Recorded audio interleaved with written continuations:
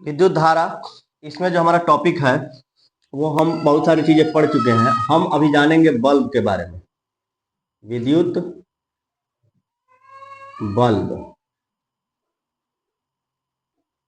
विद्युत बल्ब के बारे में जानते हैं। विद्युत बल्ब क्या होता है?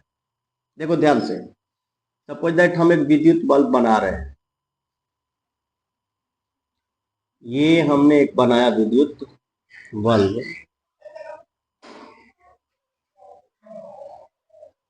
इस तरह से होता है हमारा विद्युत बल्ब। क्या क्या चीजें होती हैं? पहली बात, इसमें यह एक कांच, एक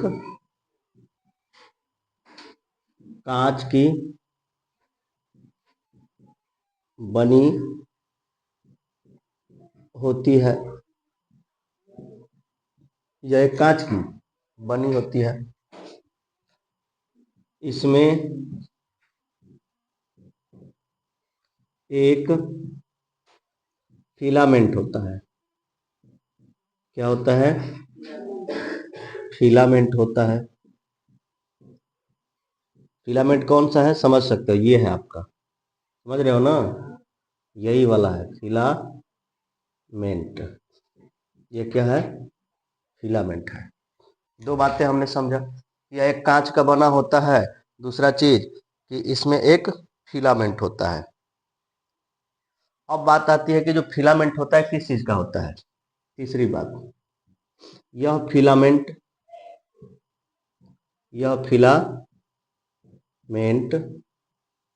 किसका होता है? टंगस्टन का। किस चीज का? यह फिलामेंट टंगस्टन का होता है। किसका होता है? टंगस्टन का होता है। अब देखो ध्यान से, फिलामेंट टंगस्टन का होता है और इसकी क्या खूबी है? फिलामेंट के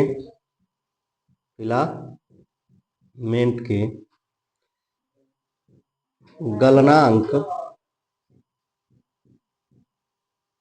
फिलामेंट के प्रतिरोध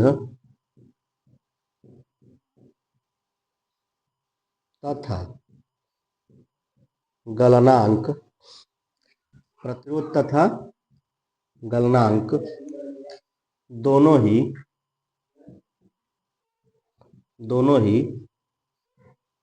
उच्च होता है। ठीक है? फिलामेंट का गलनांक और प्रतिरोध दोनों ही क्या होता है? उच्च होता है। बात सबको समझ में आ रही है? तो ये होता है आपका विद्युत बल्ब। एक चीज और, ये जो विद्युत बल्ब होता है, ये जो खाली भाग है इसमें क्या भरा होता है? तो विद्युत बल्ब में पहले पहले निर्वात होता था। बल्ब में पहले क्या होता था? पहले निर्वात मतलब समझ रहे हो? खाली होता था। ठीक है? होता था। परंतु आजकल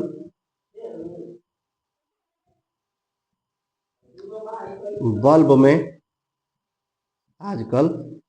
में नाइट्रोजन या आर्गन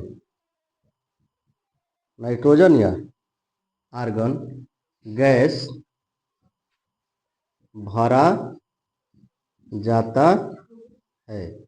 तो देखो ध्यान से, ये बल्ब हो गया आपका। बल्ब किस चीज का होता है? कांच का होता है। किस चीज का बना होता है? कांच का बना होता है। इसमें एक फिलामेंट होता है। इस यह फिलामेंट टंगस्टन का होता है। फिलामेंट के प्रतिरोध तथा गलनांक दोनों ही क्या होता है? उच्च होता है। बल्ब में पहले निर्वात होता था, परंतु आजकल बल्ब में क्या होता है? नाइट्रोजन या आर्गन गैस भरा होता है। नाइट्रोजन या आर्गन गैस भरा होता है। बात सबको समझ में आ गई? तो ये था आपका विद्युत बल्ब के बारे में। किस चीज के बारे में? विद्युत बल्ब के बारे में। अब जो दूसरा पॉइंट आता है बाबू, इसमें हमने हीटर के बारे में, और हीटर के बारे में आपको बता दिया था पहले ही, और विद्युत प्रेस के बारे में बता दिया था। अभी आपको हम विद्युत बल्ब बता रहे हैं। और ये जो आपका आता है फ्यूज, क्या आता है? फ्यूज के बारे में हमने चर्चा किया था। फ्यूज के बारे में हमने चर्चा किया था पहले भी। फ्यूज क्या होता है, तो इसको हम ध्यान से समझेंगे कि फ्यूज क्या होता है। पहली बात समझिएगा, फ्यूज जो होता है यह विद्युत के तापन प्रभाव जिसको हमने आपको बतलाया था उष्मीय प्रभाव। क्या चीज? उष्मीय प्रभाव। उष्मीय प्रभाव पर कार्य करता है। किसके आधार पर कार्य करता है? उष्मीय प्रभाव के आधार पर कार्य करता है। दूसरी बात, जो फ्यूज होता है ये किस चीज का होता है? फ्यूज किस चीज का हो सकता है और इसका उपयोग हम परिपथ में किस प्रकार से करते हैं? ठीक है, फ्यूज जो होता है प्रायः बनाया जाता है एक तार से जिसमें टीन और लेड होता है। फ्यूज एक मिश्र धातु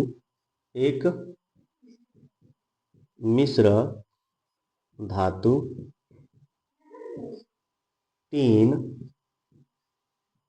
और लेड, टीन और, समझ रहे हो, टीन और शीशा का बना होता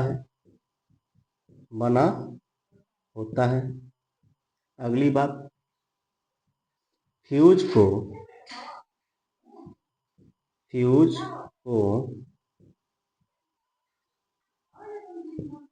परिपथ में श्रेणी क्रम में, कैसे? श्रेणी क्रम में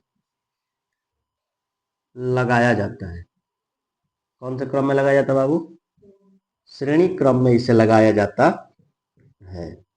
कोई दिक्कत नहीं, सबको समझ में आ रहा है? फ्यूज को कैसे लगाया जाता है?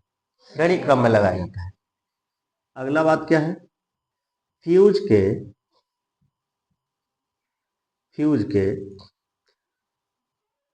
प्रतिरोध उच्च तथा गलनांक, फ्यूज उच्च तथा गलनांक निम्न होता है। गलनांक निम्न होता है। फ्यूज का प्रतिरोध जो होता है उच्च होता है और गलनांक क्या होता है? निम्न होता है। गलनांक क्या होता है? निम्न होता है। बात समझ में आ रही है? गलनांक क्या होता है? निम्न होता है। देखो समझने वाली बात यह है, फ्यूज का यदि गलनांक निम्न नहीं होगा तो फ्यूज जलेगा नहीं, और फ्यूज जलेगा नहीं तो आपके जो घर में उपकरण लगे हैं, जो भी चीजें लगी है, फ्यूज नहीं जलेगा, कोई शॉर्ट सर्किट होगा, फ्यूज नहीं जलेगा तो आपके उपकरण क्या हो सकते हैं? जल सकते हैं। इसलिए फ्यूज का गलनांक क्या होना चाहिए? निम्न होना चाहिए, और उसका प्रतिरोध क्या होना चाहिए? उच्च होना चाहिए। बात समझ में आ गई? तो ये बात ध्यान रखना है कि गलनांक जो होता है इसका निम्न होता है और प्रतिरोध क्या होता है? उच्च होता है। इसकी चालकता भी उच्च होती है। फ्यूज की चालकता उच्च होती है। ये सारी बातें आप समझ चुके हैं। ये हमने दो बातें आपको आज बताई, विद्युत बल्ब और फ्यूज। विद्युत बल्ब और फ्यूज यानी इलेक्ट्रिक बल्ब।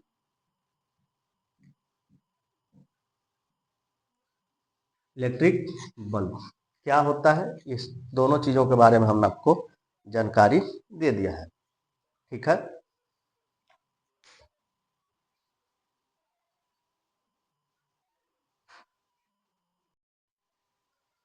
अब एक चीज देखते हैं, चुंबकीय प्रभाव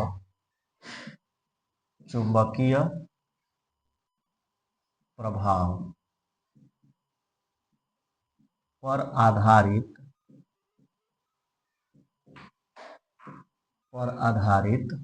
उपकरण। देखो हमने इसके पहले पढ़ा था कि बहुत से ऐसे उपकरण हैं जो कि उष्मीय प्रभाव पर आधारित होते हैं और बहुत सारे ऐसे उपकरण हैं जो चुंबकीय प्रभाव पर आधारित होते हैं। तो चुंबकीय प्रभाव पर जो आधारित उपकरण होते हैं उसके बारे में हम जानेंगे। इसमें आता है पहला गैल्वेनोमीटर। गैल्वेनोमीटर।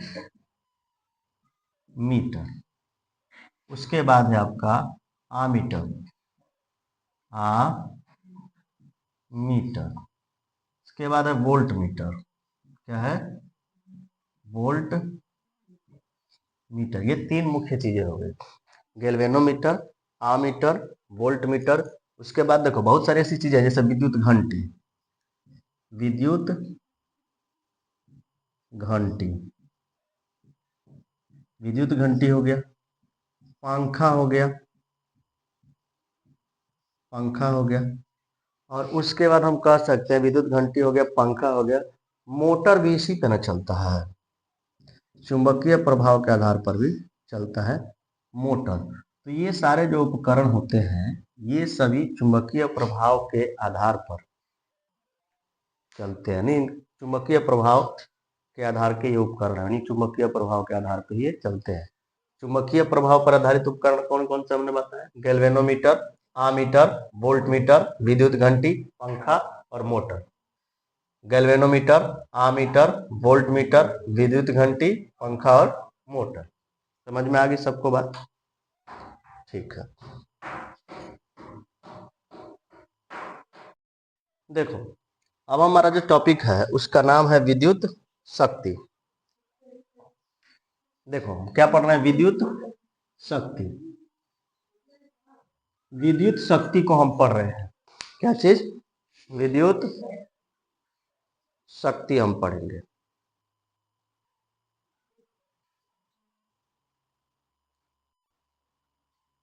हम पढ़ रहे हैं विद्युत शक्ति, यानी कि इलेक्ट्रिक पावर। इलेक्ट्रिक पावर की हम बात कर रहे हैं। इलेक्ट्रिक पावर क्या होता है?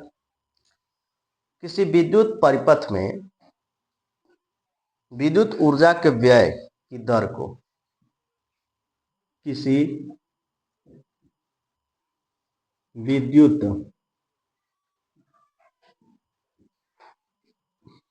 परिपथ में किसी विद्युत परिपथ में विद्युत ऊर्जा के व्यय की दर, व्यय की दर, किसी विद्युत परिपथ में विद्युत ऊर्जा के व्यय की दर को विद्युत शक्ति कहते हैं। विद्युत शक्ति कहते हैं। ठीक है, तो विद्युत शक्ति बराबर क्या होता है आप ऐसे भी समझ सकते हैं। विद्युत शक्ति ऊर्जा की दर है। विद्युत शक्ति क्या है? ऊर्जा की दर है। ऊर्जा की दर है। ऊर्जा की दर है, उसी को बोलते हैं विद्युत शक्ति। क्या बोलते हैं उसको? विद्युत शक्ति बोला जाता है। और विद्युत शक्ति बराबर होता है, विद्युत शक्ति बराबर, विद्युत शक्ति बराबर किसको हम व्यय कर रहे हैं, किसको खर्च कर रहे हैं? ऊर्जा को। व्यय ऊर्जा, व्यय ऊर्जा, और दर यानी कि बटा में समय। विद्युत शक्ति बराबर हो गया व्यय ऊर्जा और बटा में समय। व्यय ऊर्जा बटा में समय हो जाता है, तो इसको हम लिखते हैं P बराबर W बटा T। P बराबर W बटा T हो जाता है। क्या होता है? P बराबर W बटा T हो जाता है। अब हम बारी बारी से इसके बारे में, ऊर्जा, ऊर्जा का मतलब क्या होता है? देखो W लिखा गया ऊर्जा के लिए। W किसके लिए? ऊर्जा के लिए। P बराबर हो जाएगा I स्क्वायर R T, और बटा में T है, और T से T हो जाएगा कैंसिल, तो P बराबर बचेगा I स्क्वायर R। P बराबर I स्क्वायर R हो जाएगा। P बराबर फिर से हम निकालें तो क्या मिल जाएगा हमको? फिर से हम निकालें तो P बराबर हो सकता है, I के जगह पर हम लिखेंगे V स्क्वायर बटा में R स्क्वायर, और फिर यहाँ पे है R तो एक आर कट गया तो हो जाएगा वी स्क्वायर बटा में आर, पी बराबर ये भी हो जाएगा, पी बराबर ये भी हो जाएगा, वी स्क्वायर बटा में आर हो जाएगा। तो ये हो गया आपका विद्युत शक्ति। विद्युत शक्ति, विद्युत शक्ति का, विद्युत शक्ति का एसआई मात्रक वाट है। क्या है? वाट है। शक्ति का एसआई मात्रक क्या है? वाट है। शक्ति का एसआई मात्रक वाट होता है। क्या होता है? वाट होता है। शक्ति का एसआई मात्रक वाट हो जाता है। क्या हो जाता है बाबू? वाट हो जाता है, ठीक ना। एक वाट बराबर, ये भी होता है, एक वाट बराबर, इसमें एक वाट बराबर हो जाएगा आपका एक जूल, एक जूल बटा में एक सेकंड, एक जूल बटा में एक सेकंड, ये हो जाता है। तो हम इसका एक और मात्रक निकाल सकते हैं, जूल प्रति सेकंड, जूल प्रति सेकंड, इसका ये भी मात्रक हो जाएगा, जूल प्रति सेकंड, जूल प्रति सेकंड भी हो जाएगा ऊर्जा का मात्रक, ठीक है। व्यवसायिक मात्रक क्या होता है? किलोवाट घंटा। ये देखो, जैसे हम मान लो ऊर्जा का उपयोग जो करते हैं ना, उसको हम कैसे कैसे ज्ञात कर सकते हैं, इन सब चीज़ों की भी हम बात करेंगे। पहले आप लोग इसको नोट करो।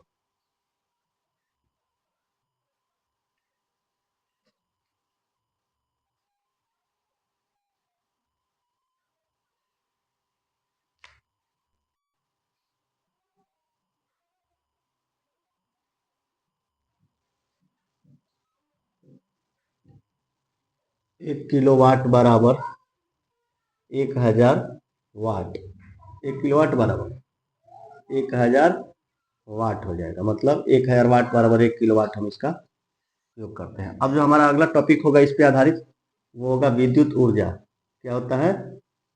विद्युत ऊर्जा क्या है, आप पूछ सकते हो, विद्युत ऊर्जा क्या है? तो जो कार्य करने की क्षमता है ना, कार्य करने की क्षमता, कार्य करने की क्षमता को ऊर्जा कहते हैं। कार्य करने की क्षमता को क्या कहते हैं? ऊर्जा कहते हैं। आपके पास जो भी कार्य करने की क्षमता, उसी को क्या बोलते हैं? ऊर्जा कहते हैं। यानी कि विद्युत परिपथ में प्रवाहित जो विद्युत धारा है, जितना कार्य करती है, जिस रफ्तार से, मतलब जितना कार्य करेगी, उस कार्य करने की जो क्षमता होगी उसकी, उसी को बोलेंगे हम ऊर्जा। क्या बोलते हैं? ऊर्जा, यानी कि एनर्जी। ऊर्जा का भी एसआई मात्रक जो होता है ना, वो जूल ही होता है। क्या होता है? जूल होता है। ऊर्जा का एसआई मात्रक क्या हो जाएगा? ऊर्जा का एसआई मात्रक क्या होगा बाबू? जूल होगा। क्या होता है? जूल होता है। ऊर्जा का इस मात्रक क्या होता है? जूल होता है। अब जरा उस पर ध्यान दीजिएगा, हमने लिखा था P बराबर W बटा T, तो W बराबर क्या हो जाएगा? PT। W बराबर क्या हो जाएगा? PT। होगा कि नहीं होगा? W बराबर PT, यानी कि ऊर्जा बराबर शक्ति गुणे समय, ऊर्जा बराबर शक्ति गुणे समय हो जाएगा। ऊर्जा बराबर शक्ति और गुणे समय हो जाएगा। इस आधार पे इसका यदि हम मात्रक निकालें तो जूल बराबर क्या हो जाएगा? वाट गुणे समय, वाट गुणे समय, वाट और गुणे समय हो जाएगा, वाट गुणे समय हो जाएगा। यदि किलोवाट आएगा तो किलोवाट घंटा हो जाएगा, किलोवाट घंटा हो जाएगा, ठीक है। तो विद्युत ऊर्जा का जो मात्रक होता है, ये होता है आपका जूल। क्या होता है? जूल होता है। क्या होता है? जूल होता है मात्रक। विद्युत ऊर्जा का मात्रक क्या होता है? जूल हो जाता है। विद्युत ऊर्जा का मात्रक जूल हो जाएगा। क्या हो जाएगा? जूल होगा। क्या होगा? जूल। समझ में आ रही है बात सबको? 1 किलोवाट, अब देखो हम जूल की बात, 1 किलोवाट घंटा बराबर हमने क्या बोला? 1000 वाट हो गया, ठीक ना। और जूल बराबर वाट गुणे समय, जूल बराबर वाट गुणे समय। अब इसका हम मात्रक निकाले तो क्या हो जाएगा? जरा ध्यान दीजिएगा यहाँ पे। 1 जूल बराबर कितना होगा? वाट तो हो गया 1000, वाट हो गया 1000, और जूल यानी समय, समय हम निकालते हैं तो ये कितने के लिए है? समय तो सेकंड के लिए है ना जी। हम यदि 1 जूल निकालते हैं तो जूल का मतलब क्या हो जाएगा? 1 सेकेंड में, मतलब 1 घंटा। 1 घंटा में तो होता है 60 मिनट। 1 घंटा में 60 मिनट। 60 मिनट में 60 × 60 करेंगे तब सेकंड आएगा हमको। तो कह सकते हैं कि 6 × 6 60 × 60 करेंगे तो कितना हो जाएगा? 6 का 36 0 0 गुणे 1000। टोटल कितना हो जाएगा आपका? 3.6 गुणे 10 के पावर 6। 3.6 गुणे 10 के पावर 6 हो जाएगा। क्या चीज? हम जो ये निकाले, हम ये अभी क्या निकाले? 1 किलोवाट घंटा के लिए। 1 किलोवाट घंटा के लिए जूल में हमने परिवर्तित किया। 1 किलोवाट घंटा को किसमें परिवर्तित किया है? जूल में परिवर्तित किया है। किसमें परिवर्तित किया है? अरे यानी जूल जो है ना, ये जूल, इस जूल को हमने परिवर्तित किया है किसके लिए? 1 किलोवाट घंटा के लिए। तो कितना गया? 3.6 गुणे 10 के पावर 6 जूल। 3.6 गुणे 10 के पावर 6 जूल। तो हम कह सकते हैं कि 1 किलोवाट घंटा बराबर 3.6 गुणे 10 के पावर 6 जूल होता है। 3.6 गुणे 10 के पावर 6 जूल होता है। बात समझ में आ गई आप लोगों को? 3.6 गुणे 10 के पावर 6 जूल हो जाता है। ठीक है। 1 किलोवाट घंटा बराबर 1 किलोवाट घंटा बराबर हो जाता है। 1 किलोवाट घंटा बराबर हो जाता है।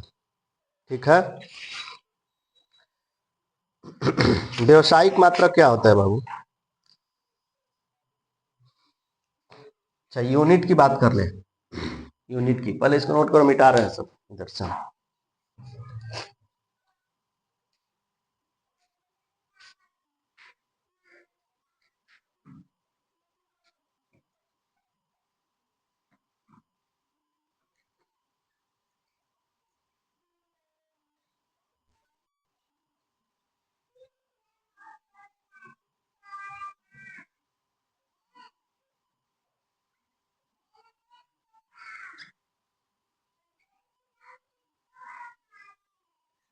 देखो ध्यान से, एक यूनिट मतलब क्या होता है? एक यूनिट का मतलब होता है 1 किलोवाट घंटा।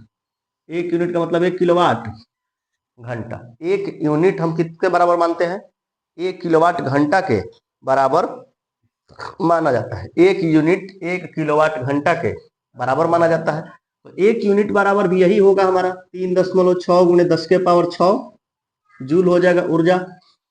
समझ में आ रही है बात? समझ में आ रहा है सबको ना?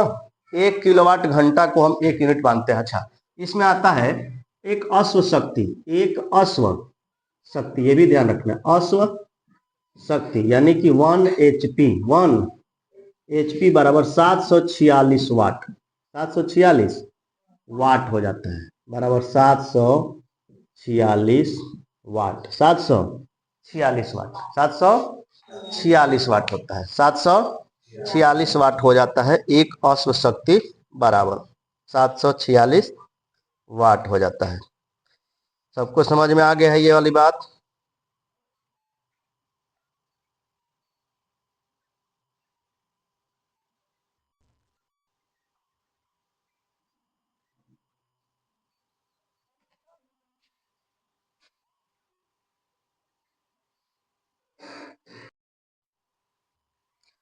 हाँ तो बच्चों ध्यान दो, हम आपको बता रहे हैं जूल का उष्मीय नियम। जूल ने 1841 ईस्वी में, जो एक ब्रिटिश वैज्ञानिक थे, उन्होंने 3 ऊष्मा के नियम दिए थे।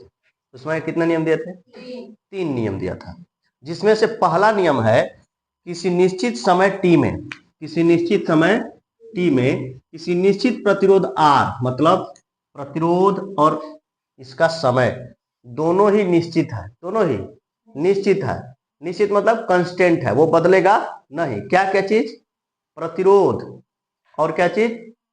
निश्चित समय, यानी समय और प्रतिरोध दोनों क्या है? निश्चित है, कांस्टेंट है, बदलेगा नहीं। तो उस कंडीशन में ऊष्मा का परिणाम U या आप H लिख सकते हो, जिसमें उसमें प्रवाहित विद्युत धारा I के वर्ग के समानुपाती। तो देखो H समानुपाती I स्क्वायर, H समानुपाती I स्क्वायर। ये इसका पहला नियम था, जहां पर आर और टी क्या है, नियत हो गया। दूसरा क्या कहता है, किसी निश्चित प्रबलता की विद्युत धारा, किसी निश्चित प्रबलता की विद्युत धारा आई, माने आई निश्चित हो गया, इसमें आई क्या हो गया, निश्चित हो गया, कांस्टेंट हो गया, द्वारा निश्चित समय में, समय भी निश्चित हो गया, समय भी निश्चित हो गया, तो उत्पन्न ऊष्मा का परिमाण चालक के प्रतिरोध के समानुपाती होगा। तो चालक और प्रतिरोध एक दूसरे क्या हो जाएंगे, समानुपाती हो जाएंगे, जब आई और टी क्या हो, नियत हो, आई और टी नियत हो। तीसरा उन्होंने क्या कहा, किसी दिए गए चालक में एक ही प्रबलता की धारा भिन्न भिन्न समय तक प्रवाहित करने पर, एक ही प्रबलता की धारा, क्या कह रहा है, एक ही प्रबलता की धारा भिन्न भिन्न समय, मतलब प्रबलता की धारा एक ही है, धारा नहीं बदल रही है, मतलब धारा निश्चित कर दिया, धारा क्या कर दिया, निश्चित कर दिया, एक ही प्रबलता की धारा भिन्न भिन्न समय तक, मतलब प्रबलता धारा की बदल नहीं रही है, धारा नहीं बदल रही है, धारा वही है, भिन्न भिन्न समय तक, यानी कि समय इसमें बदल रहा है, समय इसमें बदल रहा है, प्रवाहित करने पर उत्पन्न ऊष्मा का परिमाण धारा प्रवाह के समय टी के समानुपाती हो जाता है, टी एच समानुपाती टी, जब आई और आर नियत हो, आई और आर नियत हो। इन तीनों नियमों को ब्रिटिश वैज्ञानिक जूल 1841 ईस्वी में, जूल ने 1841 ईस्वी में दिया था, जिन्हें जूल का ऊष्मीय नियम कहते हैं, जूल का ऊष्मीय नियम कहते हैं।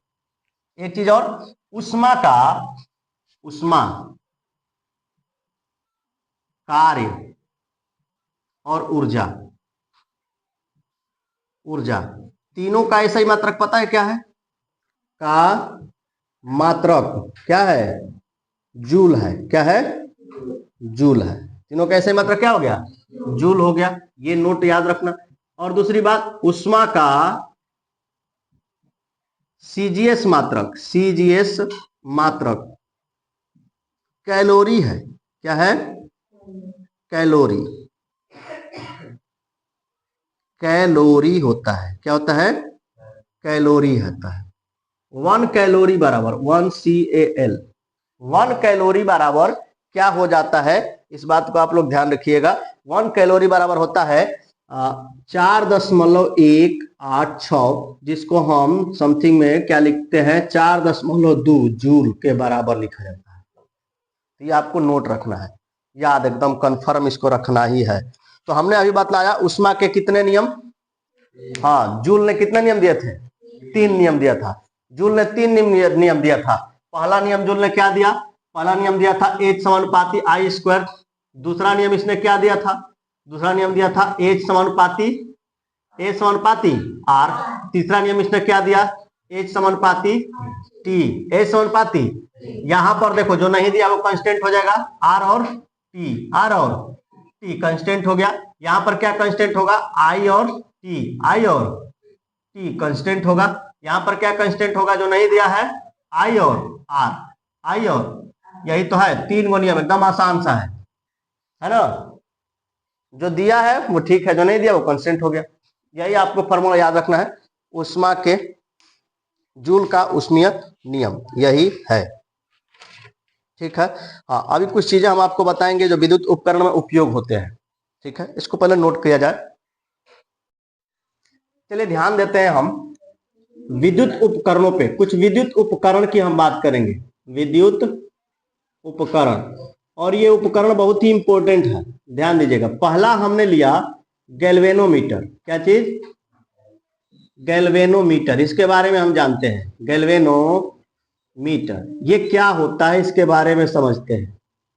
गैल्वेनोमीटर, इसको तो हम ऐसे सूचित करते हैं, इस तरह से इसका इंडिकेशन है, ये है, या इसको ऐसे भी सूचित किया जाता है, इस तरह से भी इसको सूचित किया जाता है, जी करके इसको ऐसे सूचित करते हैं, या उस तरह से हम सूचित करते हैं। गैल्वेनोमीटर की सूचना है, ये है क्या, क्या करता है, तो देखो गैल्वेनोमीटर, गैल्वेनोमीटर किसी परिपथ में, किसी परिपथ में माइक्रो एम्पियर प्रवाहित विद्युत धारा, विद्युत धारा को मापता है, विद्युत धारा को मापता है, विद्युत धारा को मापता है, अर्थात इसका मुख्य काम, इसका मुख्य काम परिपथ में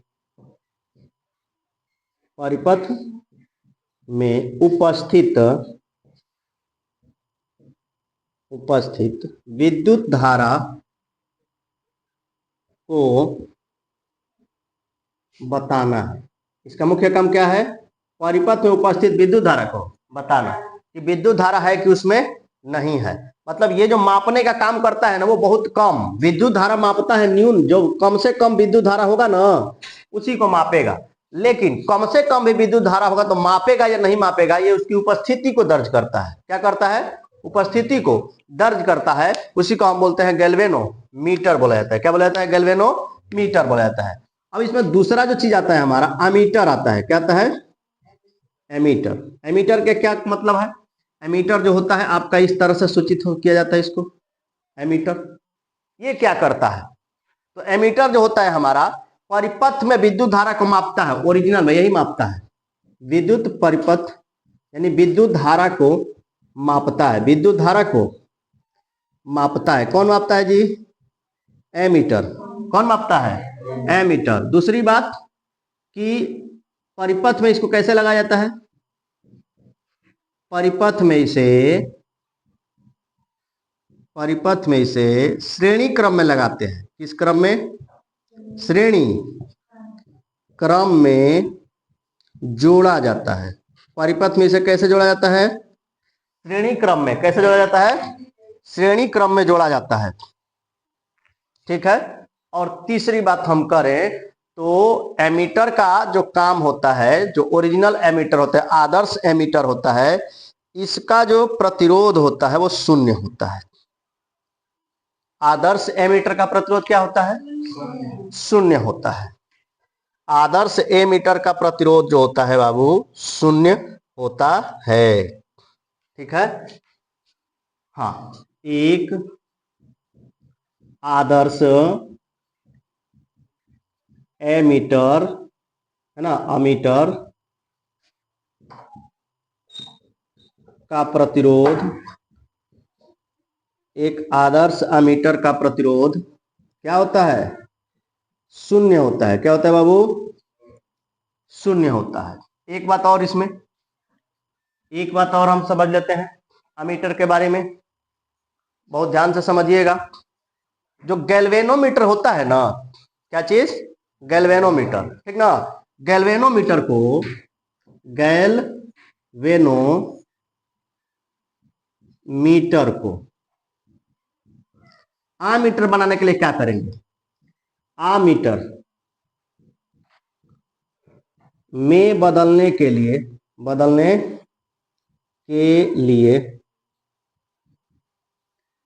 निम्न प्रतिरोध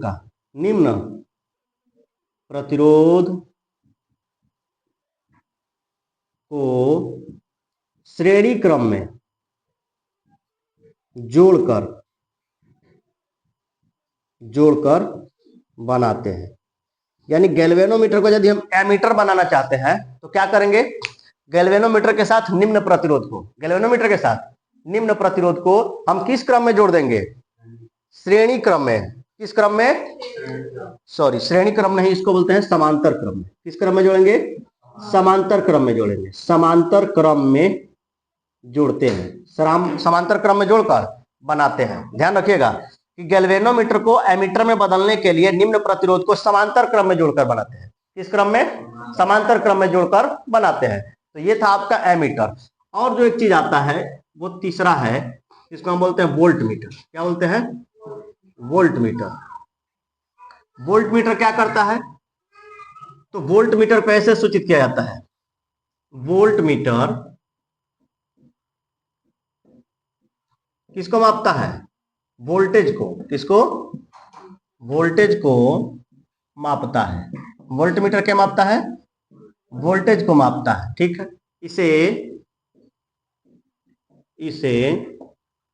परिपथ में समांतर क्रम में लगाया जाता है। कैसे लगाते हैं? समांतर क्रम में लगाया जाता है। और तीसरी बात, वोल्टमीटर का प्रतिरोध, वोल्टमीटर एक आदर्श वोल्टमीटर का प्रतिरोध, एक आदर्श वोल्टमीटर का प्रतिरोध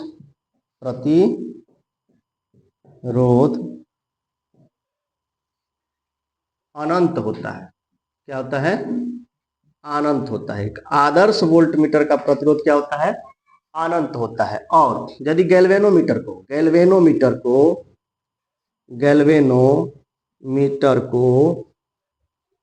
वोल्टमीटर, क्या चीज?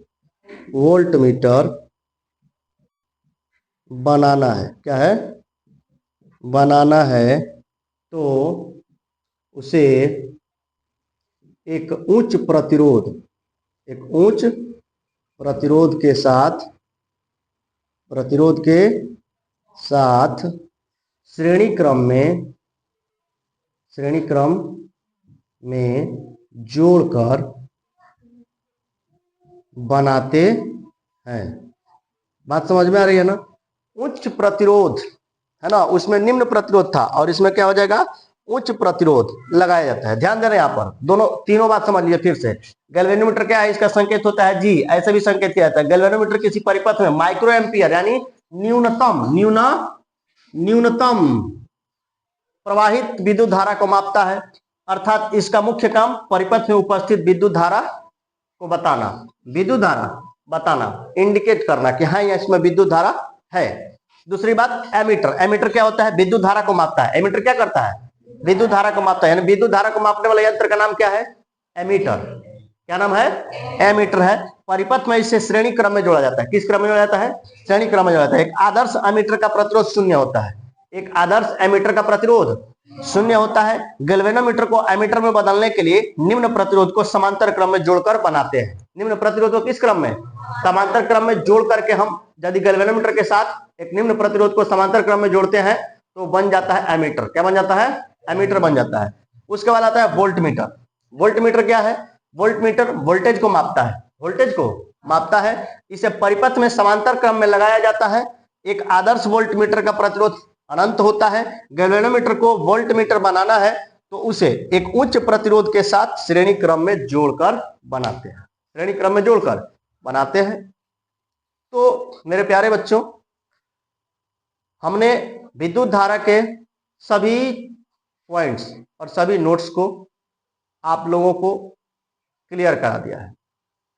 अभी आप लोगों को यदि किसी भी प्रकार के और भी विद्युत धारा से संबंधित कोई भी दिक्कत हो तो आप हमें कमेंट कर सकते हैं, कमेंट करके पूछ सकते हैं। तो आप लोग हमारे वीडियो को देखें। यदि वीडियो पसंद आ रही है तो इसे लाइक करें, शेयर करें और हमारे चैनल को सब्सक्राइब करें। धन्यवाद। जय हिंद।